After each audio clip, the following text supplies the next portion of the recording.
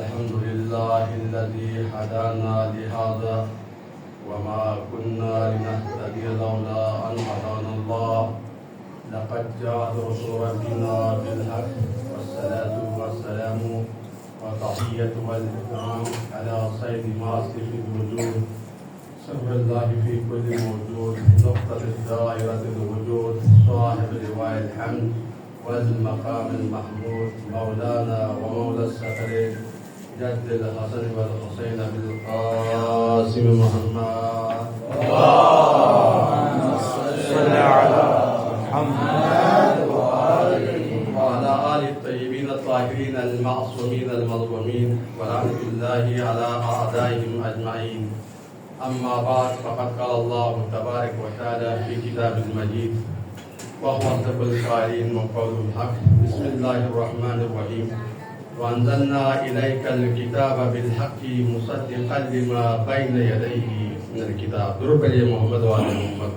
اللهم صل على محمد وعلى میں نے آپ لوگ کے سامنے قرآن مجید کی مشہور و معروف آیت کی تلاوت کا شرف حاصل کیا ہے اور آج ہمارے سلسلہ مجلس کی چھٹی مجلس ہے اور پروردگار عالم قرآن مجید میں ارشاد فرما رہا ہے کہ وَأَنزَلْنَا إِلَيْكَ الْكِتَابَ بالحق، ہم نے کتاب کو نازل کیا حق کے ساتھ مصدقا لما بین یدیہ من الکتاب، جو اس سے پہلا ہے اس کی وہ تصدیق کرے. یعنی جب بھی پروردگار نے کسی نبی کو یا کسی رسول کو دنیا میں بھیجا تو اس کو کوئی قانون کی کتاب یا ہدایت کی کوئی کتاب دے کر بھیجا.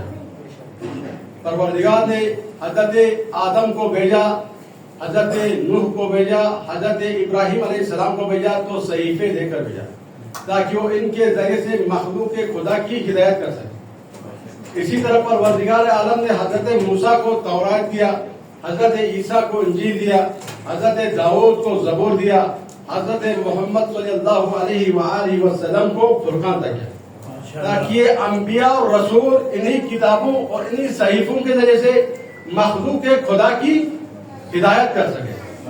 اس لیے میرے پروردگار نے فرمایا اے حبیب انا ارسلناک بالحق بشیرا و نذیرا، ہم نے تجھے بھیجا ہے حق کے ساتھ بشیر اور نذیر بنا کر. پروردگار نے قرآن دیا، کتاب دیا تو حق کے ساتھ دیا، جب رسول کو بھیجا تو بشیر اور نذیر بنا کر دیا تو حق کے ساتھ بھیجا. یہ حق کون ہے؟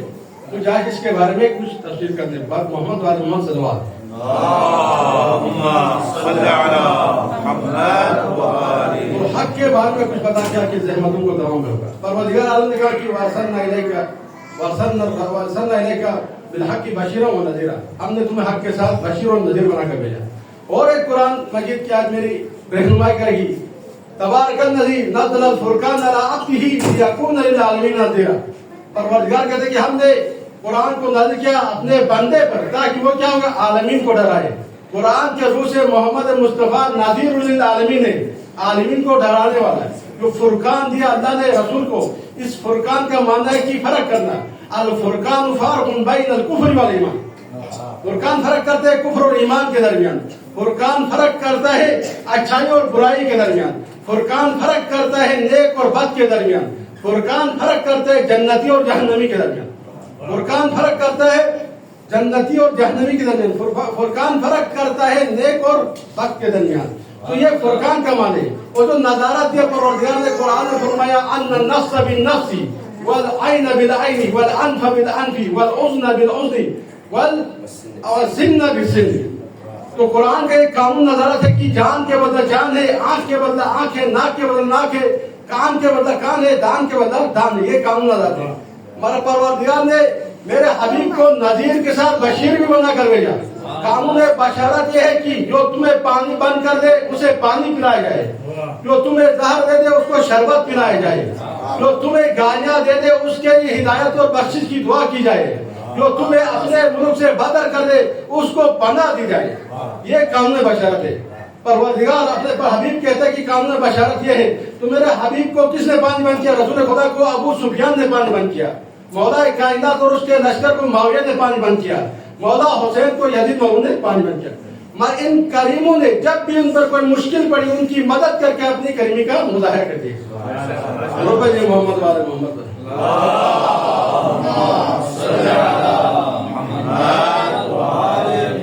تو ہمیں تمام مسلمانوں کو چاہے کہ حق کو تلاش کرے, حق سے متمسک رہ کے تاکہ جنت نعیم حاصل کر سکے. اب یہ حق کیا ہے, کون ہے, کیا چیز ہے؟ حق ایسا ہو جو قرآن کے برابر ہو. اس لیے رسول خدا نے فرمایا الحق مع علی وعلی مع الحق اللہم ادری حق حیث ما لا علی. یہ رسول خدا کے حدیث ہے کہ حق علی کے ساتھ ہے اور علی حق کے ساتھ ہے. اے پروردگار حق کو ادھر پھیرتے جہاں علی پھیرے. تو اب اسلام میں واضح اعلان ہو گیا, اسلام کی حقیقت اور حق کو پہچاننا آسان ہو گیا. جہاں جہاں علی جائے چلو کہ وہاں وہاں حق ہوگا.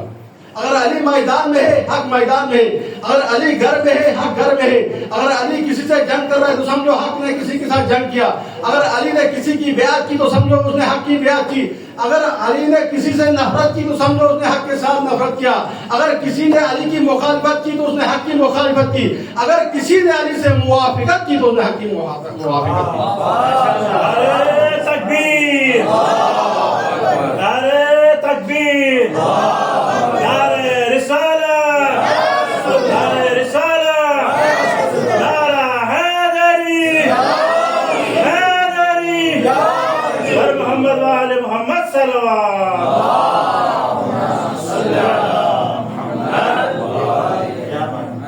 یہ ہے حق کے ساتھ ہونا. تو اسی لیے جب جنگ جمل کے بعد محمد بن ابوبکر نے حضرت عائشہ کو سلام کیا تو سلام کا جواب نہیں دیا. تو محمد بن ابوبکر نے پوچھا کہ میں تجھ سے کلمہ توحید کے بعد قسم دے کر پوچھتا ہوں کہ تم نے ہی مجھے بتایا تھا کہ علی کی محبت لازم رکھنا, کیونکہ میں نے رسول اللہ سے سنی ہے کہ علی کی محبت واجب ہے. الحق مع علی وعلی مع الحق لا یفترقان حتی یرد الحق. تو حضرت عائشہ نے کہا بے شک میں نے ایسے ہی سنا تھا, کیونکہ رسول خدا نے فرمایا تھا کہ علی حق کے ساتھ ہے اور حق علی کے ساتھ ہے, کیونکہ ان دونوں کے درمیان جدائی نہیں ہوگی یہاں تک کہ یہ حوض کوثر پر پہنچے. تو اسی علی کے حق کے ساتھ ہونے والے حق کے ساتھ رہے. تو مولا کائنات کے فرمان نے رسول خدا نے ایک اور حدیث فرمان بیان کی کہ کہا کہ ان تعمروا علیٰ ولا اراکم فاعلین, اگر تم علی کو امیر بناؤ گے ولا اراکم فاعلین, میں تمہیں دیکھتا نہیں کہ تم بناؤ گے, اگر تم علی کو امیر بناؤ تو کیا ہوگا تجدوها ہادیا مہدیا, تم اس کو ہادی اور مہدی پاؤ گے. یاخذکم بطریق المستقیم, وہ تمہیں پکڑ کر سیدھے راہ پر لے جائے گا. علی کو اگر امیر بناؤ گے تو تمہیں وہ سیدھا راستے پر لے جائے گا. ہادی بناؤ, ہادی پاؤ گے, مہدی پاؤ گے اور سیدھے راستے پر لے جائے گا. لوگ کہتے تھے کہ علی کو سیاست نہیں آتی. بنی امیہ کے نوخوار اجٹ یہ کہتے تھے, آج کے مدعا یہ کہتے ہیں کہ علی کو سیاست نہیں آتی. ہاں علی کو وہ والی معاویہ والی سیاست علی کو نہیں آتی تھی, وہ سیاست تو رسول خدا کو بھی نہیں آتی, بلکہ 1,24,000 انبیاء کو وہ سیاست نہیں آتی, بلکہ مجھ جیسا کسی شریف آدمی کو بھی ایسی سیاست نہیں آتی. تو ایسے سیاست علی کو نہیں آتی. اور آج کے دور میں بھی لوگ کہتے تھے کہ علی خامنہئی کو سیاست نہیں آتی. اس دور پہ علی کو کہتے تھے, آج علی خامنہئی کو کہتے تھے کہ سیاست نہیں آتی. وہ خود بینکروں کو چھپ جاتے اور جرنلوں کو مار دیتے. مگر جس کے اندر تھوڑی بھی انسانیت ہو, جس کے اندر ظلم کے خلاف بولنے کی تھوڑی سی بھی ضرورت ہو, آج وہ مجبور ہے کہ رہبر معظم امت امامت کی امت کے شہید رہبر معظم کی تعریف کرنے میں مجبور ہے. تاریخ تشیع میں پہلا مجتہد ہوگا جس کے خلاف عیسائیت, آل یہود, آل سعود اور عرب کے سب بھائی نے مل کر سازش کی, سب نے مل کر جس کو شہید کیا. آج کی تاریخ تشیع میں پہلا مرج ہوگا. پر اشکر تو یہ ہوا کہ بلکہ دوسرے لوگ تو چھوڑو, ہمارے درمیان کچھ ہمارے شیعوں میں بھی ایسے لوگ تھے جو رہبر معظم کو پسند نہیں کرتے, بلکہ رہبر کو مجتہد تک ماننے کے لیے تیار نہیں تھے. آج وہ مجبور ہو گئے, رہبر نے شہید ہو کر ایسا کردار ادا کیا کہ وہ سب بھی رہبر کے فرامین, رہبر کی تقاریر سنتے ہو, رہبر کی تقاریر کو سنتے. کیونکہ رہبر نے اپنے خون دے کر دنیا کو دکھلا دیا. بڑے بڑے ناصبی, بڑے بڑے مخالفین آج یہ کہنے پہ مجبور ہے کہ تاریخ اسلام میں اس وقت کوئی اسلام کا حقیقی رہنما, حقیقی لیڈر اور حقیقی قائد تھا تو سید علی خامنہئی تھا. کیونکہ یہ مشہور ہے کہ کیونکہ اسلام کا حقیقی تصور اس وقت جو پیش کیا وہ رہبر معظم نے کیا. جس طرح کربلا میں امام حسین نے اسلام کی خاطر اپنی جان اور اپنے کنبے کو قربان کر دیا, رہبر معظم نے مظلوم کی حمایت کے لیے اپنی جان اور اپنے کنبے کو قربان کر دیا. درود پڑھیں محمد و آل محمد.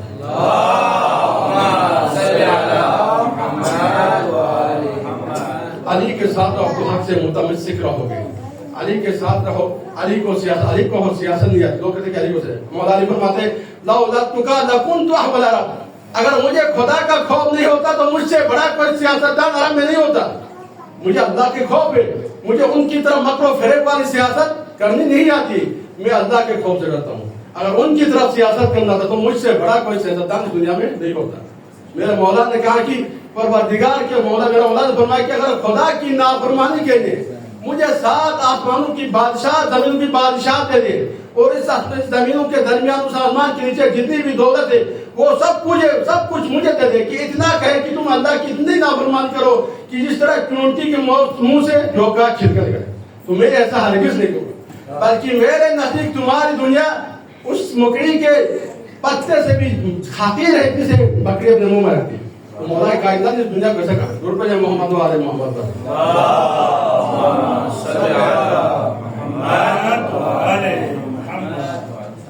کیا مولا کائنات کو واقع میں مولا کائنات جب حضرت عمر کے انتقال کے بعد صحابہ کرام علی علیہ السلام کے پاس آ جاتے، مولا کے ہاتھ پکڑ کر کہتے یا علی ہم تمہاری بیعت کریں گے اس شرط کے ساتھ ہی کتاب خدا اور سنت رسول اور سیرت شیخین پر عمل کریں۔ تو مولا کائنات نے کہا ٹھیک ہے، میں اللہ کی کتاب اور سنت رسول پر عمل کر سکتا ہوں، مگر سیرت شیخین پر میں ہرگز عمل نہیں کر سکتا۔ اس بڑے مجمع میں مولا کائنات نے اعلان کیا کہ میں ان کی سیرت پہ عمل نہیں کر سکتا ہوں، تو یہ بتلا دے کہ علی نے کس کی بیعت کی۔ علی نے اگر کسی کی بیعت کی ہوتی تو آج ان کی سیرت پہ عمل کرتے، اگر علی نے کسی کے پیچھے نماز پڑھی ہوتی تو آج ان کی بیعت کر لیتے۔ بڑے مجمع میں لوگ کہتے ہیں علی آج تک تو انہی کے پیچھے نماز پڑھتے تھے، آج تک تو انہی کے گن گاتے تھے، آج تو کیسا انکار کر سکتا؟ مگر علی نے اس صحابہ کے مجمع میں اعلان کر کے بتا دیا کہ ان کے کردار اور سیرت سے علی کا کوئی واسطہ نہیں ہے، کیونکہ مولا کائنات اس بڑے مجمع میں اعلان کر کے بتا رہا ہے کہ میرا ان سے کوئی لینا دینا نہیں ہے، بلکہ ان تینوں کے دور میں علی کا مولا کائنات کوئی عہدہ دیا ہی نہیں، بلکہ بزرگوں نے سمجھا کہ یہ عہدہ دینا ہماری سیاست کے خلاف نہ ہو جائے۔ تو یہ معلوم ہوتا ہے کہ مولا کائنات نے ان تینوں بزرگوں میں سے کسی کا جنازے میں بھی شریک نہیں ہوئے۔ کیا مولا کائنات کو واقع میں صحابہ رسول کا جنازہ پڑھنا پسند نہیں تھا؟ ایسا نہیں ہے۔ زادان کہتا ہے کہ جب سلمان کا وقت انتقال قریب تھا تو سلمان سے زادان نے پوچھا کہ تمہارا جنازہ کون پڑھے گا، تمہیں غسل کون دے گا، تمہیں کفن کون دے گا؟ تو سلمان نے کہا جس نے رسول کو غسل دیا وہ مجھے غسل دے گا، جس نے رسول کا جنازہ پڑھا وہ میرا جنازہ پڑھے گا۔ تو زادان کہتے ہیں کہ سلمان وہ مدینہ میں تو مدائن میں ہے، وہ کیسا تمہارا جنازہ پڑھے گا؟ کہا کہ ایسا ہی ہوگا۔ تھوڑی دیر بعد سلمان دنیا سے رخصت ہوتا ہے، تو اتنی دیر میں مولا کائنات وہاں تشریف لاتا ہے، اے ابو عبداللہ کیا سلمان دنیا سے رخصت ہو گیا؟ تو ابو عبداللہ کہتا ہے کہ یا ابو الحسن ابھی سلمان اس دنیا سے رخصت ہوئے۔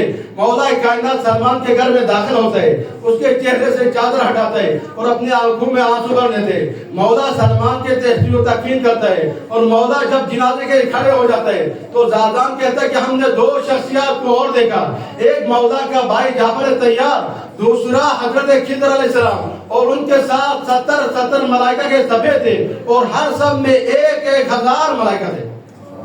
اللہ اکبر! سلمان کی فضیلت دیکھو کہ اللہ تعالیٰ مولا کائنات نے مدینہ سے باعجاز امامت ملائی نہ کر سلمان کا جنازہ پڑھایا۔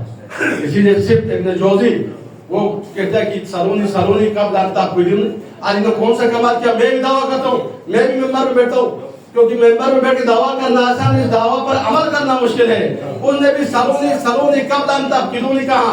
ایک مومنہ عورت کھڑی ہو جاتی اور وہ کہتی کہ اے شخص یہ بتا کہ سلمان مدائن میں انتقال کر گئے، مولا کائنات مدینہ سے باعجاز امامت مدینہ کے جنازہ پڑھا، کیا یہ صحیح ہے یا غلط ہے؟ وہ کہتا ہے بالکل صحیح ہے۔ پھر کہتے ہیں کہ عثمان مدینہ میں ہی انتقال کر گئے، مولا کائنات اس جنازے میں شامل بھی نہیں ہوا، کیا یہ صحیح ہے غلط ہے؟ بے شک ایسے ہوا۔ پھر وہ خاتون کہتی ہے کہ اس میں یہ معلوم ہے کہ ان دونوں میں سے ایک ضرور خطا میں دے، کیونکہ اگر ان دونوں میں سے ایک صحیح ہوتا، ایک دونوں سے ایک خطا میں ہو، اگر ایسا نہیں تو یہ دونوں ایک دوسرے کو جنازہ پڑھاتے ہیں۔ اس نے کہا اے خاتون یہ بتا تو گھر سے اپنے شوہر کے گھر سے باہر آئی، اگر آئی ہے تو تیرا شوہر خاطی سے تجھ پہ لعنت ہو، اگر نہیں اپنی مرضی سے آئی ہے تو تجھ پر لعنت ہو، اگر گھر سے شوہر کے گھر لے گئے تو تیرے شوہر پہ لعنت ہو۔ وہ خاتون کہتی پھر اس خاتون کے بارے میں کیا کہو گے جو گھر سے نکل کر بصرہ پہنچ گئی اور علی سے جنگ کی؟ گھر سے نکل کر بصرہ پہنچ جاتی، علی سے جنگ کرتی، وہ کیا رسول کی جیسے باہر آئی تھی اپنی مرضی سے؟ وہ حیران ہو کے بے ہوش ہو جاتا ہے. پھر کہتی ہے شخص تم نے سلول کا دعویٰ کیا ہے تو بتا دے کہ تیرے امامے میں کتنے رہے تھے. وہ بے ہوش ہو جاتا ہے. میں بھی یہی کہتا ہوں کہ واقعی میں اگر مولا کائنات کو ان بزرگوں سے محبت اور معدت تھی تو ان کے جنازے میں شریک ہوتا، اس سعادت سے ان کو محروم نہیں کرتا، بلکہ رسول خدا نے عبداللہ ابن ابی سلول جیسے منافق کا جنازہ پڑھایا تو میرے مولا کائنات ان کے جنازے میں شریک ہو جاتے. درود پڑھیں محمد و آل محمد. اللهم صل على محمد وآل محمد. مولا کائنات شامل نہ ہو کر یہ بتا دیا کہ میرا ان سے کوئی دینا نہیں ہے، پر مجھے اگر خلیفہ بناؤ گے میں اللہ کی کتاب اور رسول کی سنت پر عمل کروں گا، اس سے علاوہ کوئی کام نہیں کروں. درود پڑھیں محمد و آل محمد پر.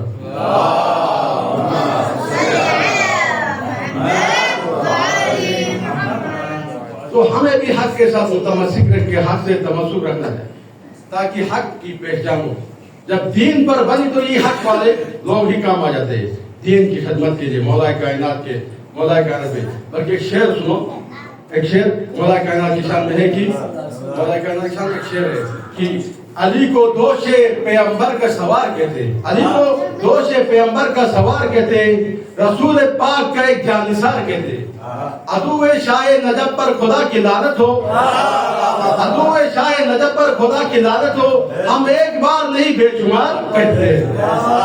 کیونکہ یہ عداوت دیکھیں، انس بن مالک کی عداوت دیکھیں. جب رسول خدا کے پاس ایک گناہ ہوا تیر آتا ہے، کبوتر آتا ہے، پکا ہوا کبوتر آتے ہیں تو رسول خدا دعا کرتے باندھنے والا جو تیرے نزدیک سب سے محبوب اور تیرا عاشق تیرا حقیقی محبوب ہے جو کائنات میں سب سے افضل ہے، اسے بھیج دے تاکہ میں اس کے ساتھ یہ پرندہ کھا سکوں.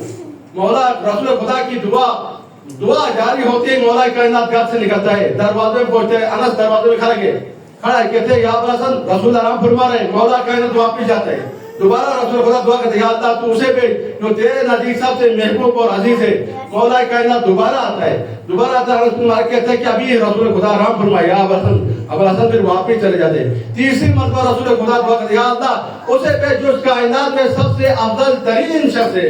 مولا کائنات تیسری مرتبہ جب دروازے قریب آتے ہیں رسول خدا انس کو کہتے ہیں انس میرے بھائی علی کو کیوں روکتے، اس کو آنے دو تاکہ میں اس کے ساتھ یہ کھانا تناول فرماؤں. جب اندر آ گئے تو مولا کائنات اندر پہنچے. رسول خدا نے انس سے کہا کہ تو نے میرے بھائی علی کو کیوں روکا؟ کہا یا رسول اللہ میں یہ کہہ رہا تھا کہ میری قوم سے میرے قبیلے سے کوئی شخص آ جائے تاکہ جو فضیلت علی کو ملی وہ میری قوم کے شخص کو ملے. اور اللہ جسے چاہے فضیلت سے نوازتے ہیں. انس کو معلوم نہیں تھا کہ کائنات میں رسول خدا کے بعد افضل ترین کوئی شخصیت ہے تو علی بن ابی طالب کی ذات ہے. مولا کائنات جب دین پہ مشکل پڑی تو علی اور آل علی ہی کام آ گئے. تمام اصحاب انصار شہید ہوئے. امام حسین نے کربلا کے میدان میں جب سب شہید ہو گئے تو ایک استغاثہ بلند کی حل من ناصر ینصرنا حل من مغیث یغیثنا. تو اس وقت مولا کے استغاثہ کو سن کر امام زین العابدین علیہ السلام خیمے سے باہر آ جاتے، بیمار امام باہر ہو جاتے تو مولا کی نگاہ امام پر پڑ جاتی ہے تو حضرت زینب کو ندا دیتا ہے یا زینب امام علی بن حسین کو اندر لے جائے ورنہ یہ دنیا حجت خدا سے خالی ہو جائے گی. دوبارہ امام حسین نے یہ ندا دی حل من ناصر ینصرنا حل من مغیث یغیثنا تو علی اصغر جورے سے گر جاتا ہے، خیمے سے رونے کی آواز آ جاتی ہے. مولا حسین کہتے بین زینب کیا خیمے میں کوئی بچہ انتقال کر گیا؟ کہتی بھیا نہیں، جب سے آپ نے استغاثہ دی اصغر بار بار جورے سے گر رہا ہے. اصغر کو رباب نے اٹھایا، اصغر کو سبز کپڑا پہنا دیا، تیار کر دیا. 3 وصیتیں سے رباب اپنے بیٹے سے کرتی بیٹا جب تم بابا کے ساتھ میدان میں جاؤ نا تو سب سے پہلے اپنی دادی سے ملو گے تو میری شکایت نہیں کرنا. میرے 2 بچے تھے، ایک زینب پہ قربان کر دی، ایک حسین کا صدقہ کر دی. دوسری وصیت یہ ہے کہ جب تم خیمہ سے میدان طرف جاؤ گے دشمن تیر ماریں گے. آج تک جتنے بھی اصحاب تھے سب نے حسین پہ تیر لگنے نہیں دیا، خود لوگوں نے تیر کھایا. میرا بیٹا تو بھی جب تیر آئے تو اپنے آپ پہ لے لینا. تیسری ماں کی وصیت یہ تھی کہ جب تم یہاں سے دنیا سے رخصت ہو جاؤ گے رسول خدا حوض کوثر لے کے آئے گا تو تو نے پینا نہیں جب تک میرا حسین وہاں نہ رہے ہیں تو میرا عسکر اپنی ماں سے وعدہ کرتا ہے، مولا حسین عسکر کو گود میں لیتا ہے، ابا کے دامن میں چھپا کر میدان غارزار کی طرف جاتا ہے۔ اشقیاء سمجھتے ہیں کہ علی اب حسین قرآن لے کے آئے، ہمدرد ہمیں درمیان صلح کرنا چاہتا ہے۔ جب میدان میں پہنچتے ایک بلند مقام پہ حسین اپنے ابا کو ہٹاتا ہے، قرآن صامت کے اندر یہ قرآن ناطق نظر آ رہی ہے۔ لوگوں سے کہا اشقیاء تمہاری دشمنی مجھ سے ہے، یہ 6 مہینے کا بچہ پیاسا ہے، اسے تو پانی پلا دو۔ اجرکم اللہ، اشقیاء نے مولا حسین کی استغاثہ سنی، منہ پھیر کر رونے لگے۔ اس کے بعد مولا نے عسکر سے کہا عسکر تو بھی تو حجت خدا کا بیٹا ہے، تو بھی اپنی استغاثہ بلند کرو۔ عسکر نے سوکھی ہوئی زبان نکالی، اشقیاء کی طرف دکھایا، اشقیاء میں بحران بپا ہوا۔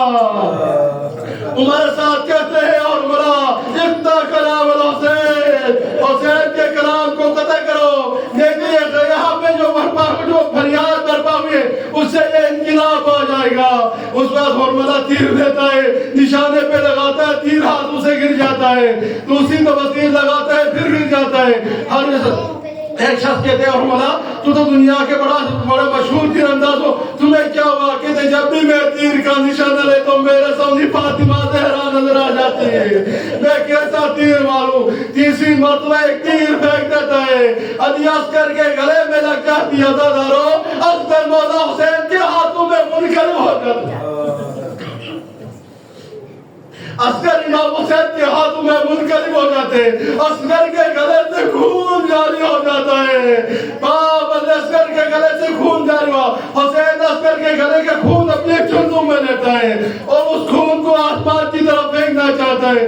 آسمان سے ندا دیا مولا حسین اس مظلوم کا خون آسمان کی طرف نہ پھینکنا، ورنہ قیامت تک یہاں سے رحمت کی باری نہیں برسے گی۔